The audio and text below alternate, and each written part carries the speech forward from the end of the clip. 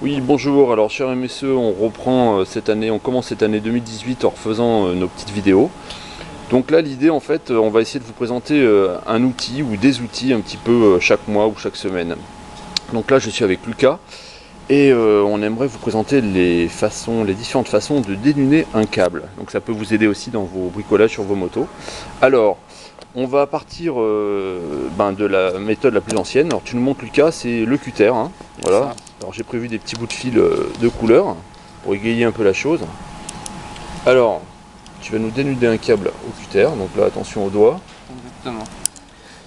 Et à la lame, on peut la casser voilà. aussi. Donc là, tu arrives, tu le coupes doucement et ton câble est dénudé. Allez. Après, il y a ce ciseau là, hein, qui ressemble Ciseau Facom. Qui est un ciseau Facom, qui n'est pas un ciseau de coiffeur, hein. Alors, ce qui est intéressant, c'est qu'il est une légère entaille. Ici, on peut le voir. Alors, celui-ci nous permet aussi de dénuder les câbles. Alors, vas-y, tu fais le vert. Ok, on va voir si ça marche bien. Un petit coup sans trop forcer. Ouais, c'est déjà un petit peu plus compliqué. Si tu ne le fais pas souvent, ça va. Voilà, ok, bon, ça marche quand même.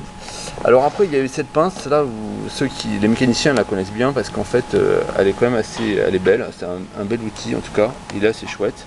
Il y a une vis de réglage. Et puis là, il y a effectivement deux petits becs recourbés qui permettent de dénuder le câble. Alors vas-y, tiens. Allez, fais le jaune. Ah, celle-là j'aime bien, puis c'est super simple.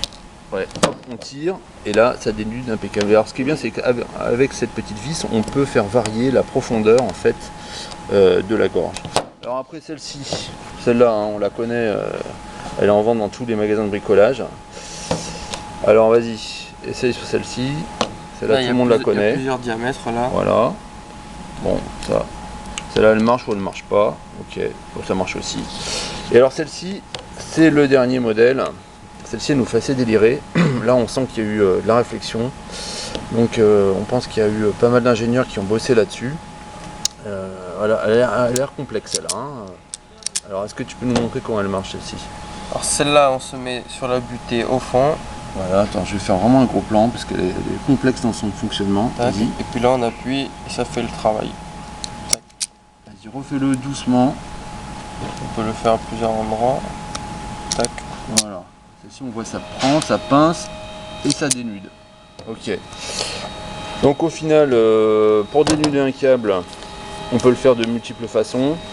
Soit effectivement, on achète l'outil hyper compliqué, soit vous avez un cutter et effectivement, vous pouvez vous débrouiller même avec un cutter en faisant attention à vos doigts.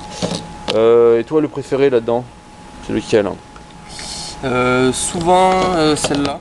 Celle-là, Ouais. ça fait pas longtemps qu'on l'a. Sinon, c'est celle-là souvent. Ok. Ah ben, moi, c'est celle-ci. Je trouve que c'est la plus belle.